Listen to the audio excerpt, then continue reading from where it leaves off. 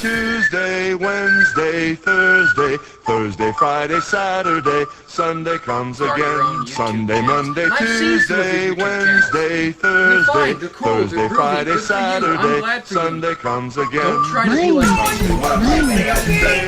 日立の細長、静か、サラサラ、綺麗な空気。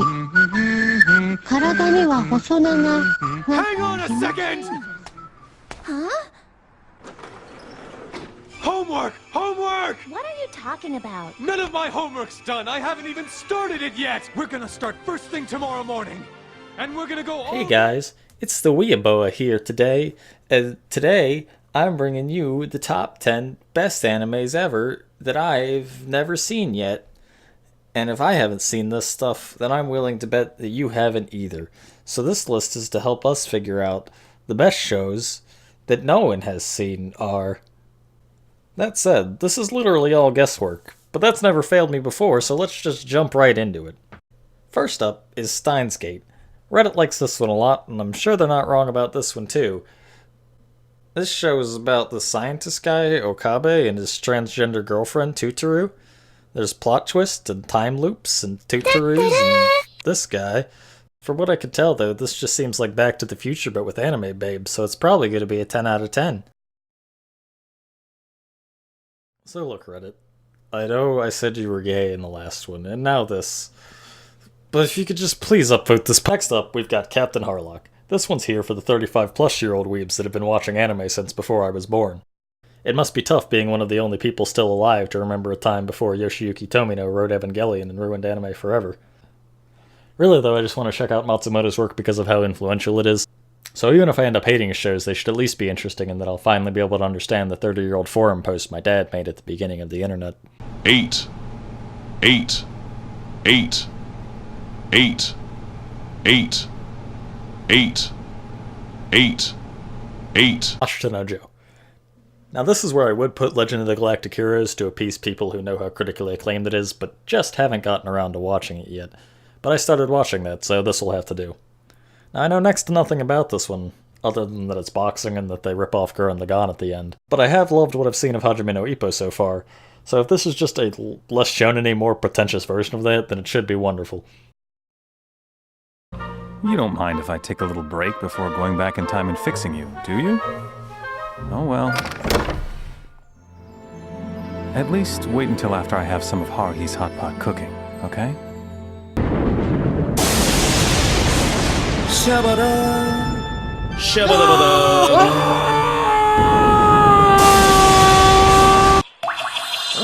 Hey! Yeah! 君は聞こえる僕のこの声が闇に虚しく吸い込まれた So next up we have Cute High Earth Defense Force. Now, have you ever thought, what if we took all of the lame shoujo stuff out of Mahou Shoujo and instead just had cute boys doing fun stuff? That's basically what this is. Sounds great, right? There's basically no way to fuck this up. I can't wait to see this masterpiece. Princess Tutu? I really like Magic Girl stuff, particularly the more subversive stuff like Utena and to a lesser extent Madoka. And this seems like the other big one in that wheelhouse that I just haven't gotten around to seeing yet. Plus, I'm doubly interested in it from that 10 seconds of shitty Madoka concept film cam rip that totally confirms that it will take heavily influence from Princess Tutu and also Black Swan. I am cultured. Another one? Chirubako? That's an anime about making anime. It's a big deal, apparently. Plus, once I've seen this, I can make that joke where I pretend to think that having seen it gives me an accurate idea of how the industry works on the inside. And seeing as how lacking originality is already part of my gimmick, then that could only help. And last up we have Akikon. It's about can people. That's it. If you like this video, consider sharing it on OkCupid. You can just tell people it's you, and I'm sure they'll instantly fall in love with you. Remember to swipe right on TheWeeaBoa. And if you really like me in general, I could use a sugar daddy, because I'm pretty sure Trump's going to take Obamacare away and let Mike Pence send all the queers to internment camps and electroshock us into praying the gay away. Hopefully those camps will be inland, though, so we can avoid all the flooding after our president's blazing personality melts the ice caps. Water conducts electricity, you know. Anyways, here's a link to my Amazon wishlist. Thanks, it really helps me out.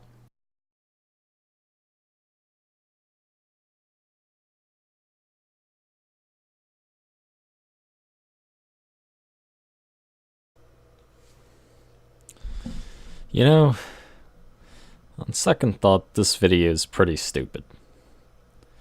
If you agree, well, buckle up, because it only gets stupider from here.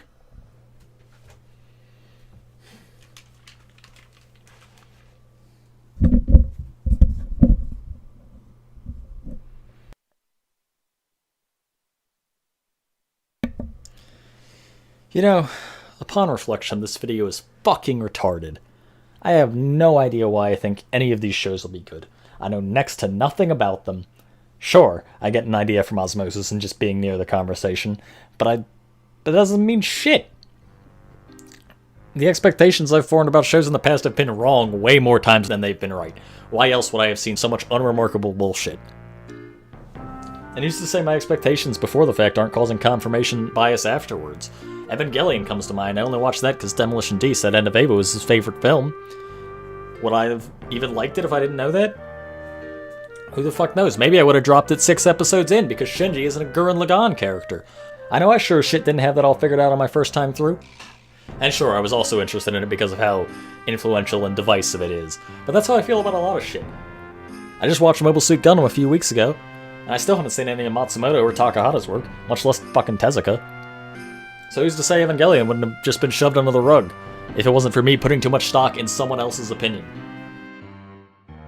And what about Berserk, huh? I almost dropped that at least twice, because the way Miura wrote Kasuga kind of weirded me out. Would I have stuck around with that if I hadn't heard so many people I respect saying it's one of the best manga ever written? Sure, I love it now, but would I have if I hadn't heard all of that? Did all of that information beforehand color my opinion afterwards? I honestly can't say with any certainty, in these cases or any other, if my perception was influenced by my expectations. The only thing I can say with certainty is that my perception of these things has influenced me as a person, and a major factor in selecting shit to consume is how these people covered it. How could I leave such an important process to a few people? And moreover, when I got into anime, I focused on watching consensus masterpieces. What the fuck was I thinking? Do I want to form the same opinion as the general populace? God knows I hate most humans, especially anyone that would identify as an anime fan. So what possible justification could I have for letting a group of people like this have any hand in forming who I am as a person? What, that the alternative is too fucking scary? Trusting my own perceptions of things? What am I even to do? To avoid all discussion on something just because I think I want to consume it in the future? Or am I just to take everything said about it with a grain of salt? Isn't that what I already do? Isn't what we're worried about is unconscious confirmation bias? When selecting art to consume, do my expectations before the fact shape my opinions afterwards? Are the people I watch unconsciously coloring my opinions before I've even consumed something? If people are the product of their surroundings, is it better... If people are the product of their surroundings, is it better to just accept that and let certain people mold you in their image?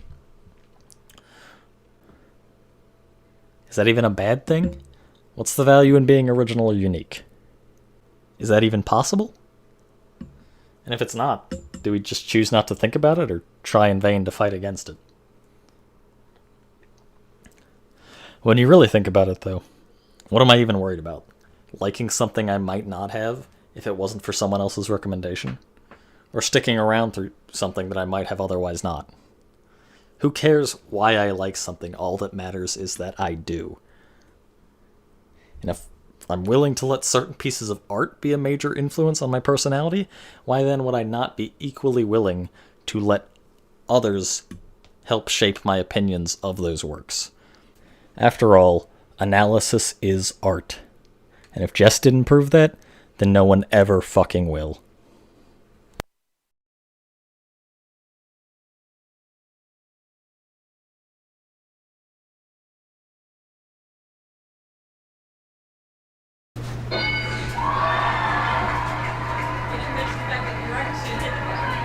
Dr. Phil thinks it's a dog.